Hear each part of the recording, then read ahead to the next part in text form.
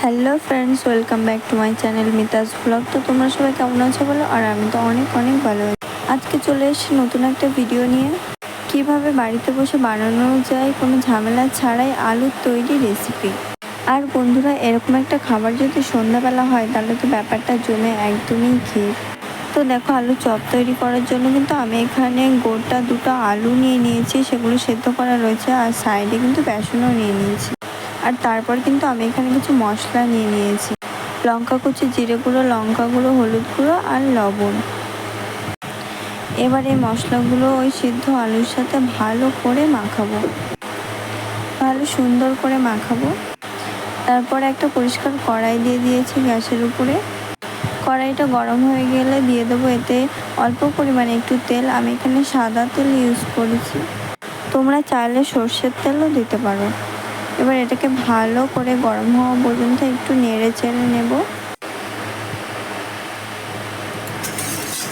তারপর কড়াইটা গরম হয়ে গেলে আমি দিয়ে দেব সেই সুন্দর করে মাখানো আলুটা, দিয়ে এটাকে ওই 2 থেকে 3 মিনিট একটু ভালো করে নেড়ে চেড়ে নেব। আর এটাকে কড়াইয়ের উপরে দিলে না মানে টেস্টটা একটু ভালো হয় আর কি। তো এটাকে আমি একটু ভালো করে নেড়ে চেড়ে নেব আর কি। আর তোমরা যারা আমার ভিডিও দেখছো অবশ্যই কিন্তু লাইক করো, একটা লাইক কিন্তু ভিডিও করার জন্য আরও উৎসাহটা বাড়িয়ে দেয়। তো দেখো, তারপর কিন্তু আমি এটা একটা পাত্রে নামিয়ে এটাকে কিছুক্ষণ রেখে দেবো একটু ঠান্ডা করার জন্য। তারপর আমি ততক্ষণে একটা ব্যাটার তৈরি করে নেব আর কি, বেসন দিয়ে।